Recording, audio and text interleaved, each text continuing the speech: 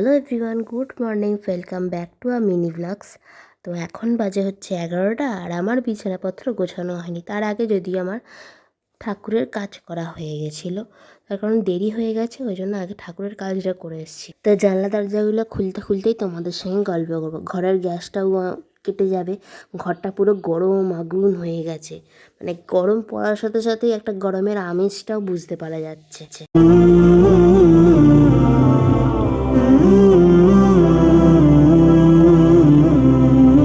যেই না ঘর থেকে বেরিয়েছি, মা বলছে চা খাবি তো, তাহলে ডিপ ফ্রিজ থেকে দুধটা বার কর, আর সসপ্যানটা আমি বসিয়ে দিয়ে এসেছি, ওতে 1 কাপ জল ঢেলে দে। যাই হোক, দুধের প্যাকেটে বার করে নিয়েছি, জলটা ঢেলে দিয়েছি সসপ্যানে, আর এখানে ডাল বসিয়ে দিয়েছিলাম, মুসুর ডাল। মা বলে করে নে। আর এখানে গরম জল কী জন্য বসাচ্ছে মা 5 আমি ভাবছি কী জন্য গরম জল বসাচ্ছে, কী জানি। যাই হোক, গরম জল বসেই নিশ্চয়ই কিছু ছিল কাজ। তো আমার গলার অবস্থা তো খুব খারাপ হয়ে গেছে, আর এখানে মেশিনে একটু সমস্যা হচ্ছিলো, দিয়ে ঠিক হয়ে গিয়ে মেশিন চালিয়ে দিয়েছিলাম। আর এখানে চায় বিস্কুটটা পড়ে গেছে বলে মা হাসছিল। তো এখানে রান্না বান্না সব হচ্ছে, রান্না হোক, আমি আমার মতন রান্নাও করব, ভিডিও করব। আর চাল ঢালতে শুরু করে দিয়েছে।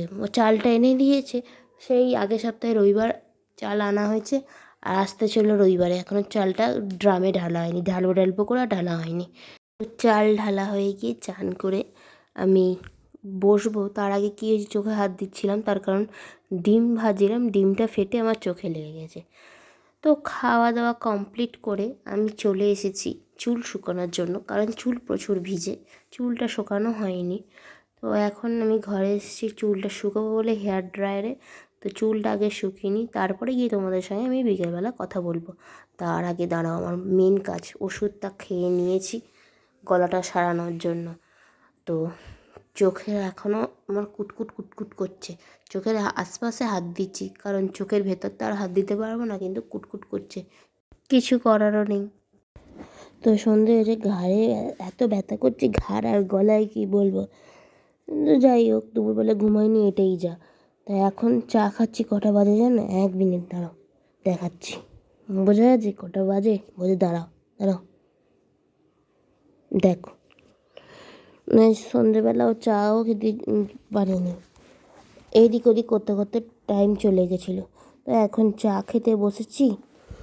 তো আজকে সন্ধ্যের টিটা দিদি করেছে, তো চাটা খাবো এখন। চা খেয়ে একটু টিভি দেখতে যাবো উপরে, টিভি দেখে কি করি দেখি। তো চাটা মোটামুটি ঠিকঠাক আছে। তো টিভি দেখে নিচে এসেছি 11:30টার সময়, ওপরেই ছিলাম, দিয়ে নিচে এসেছি। নিচে এসে এখন খাবো খাবার খাওয়া হয়ে গেছে। তো মিনি ব্লগস এখানেই এন্ড করছি, দেখা হবে নেক্সট মিনি ব্লগসে, টাটা।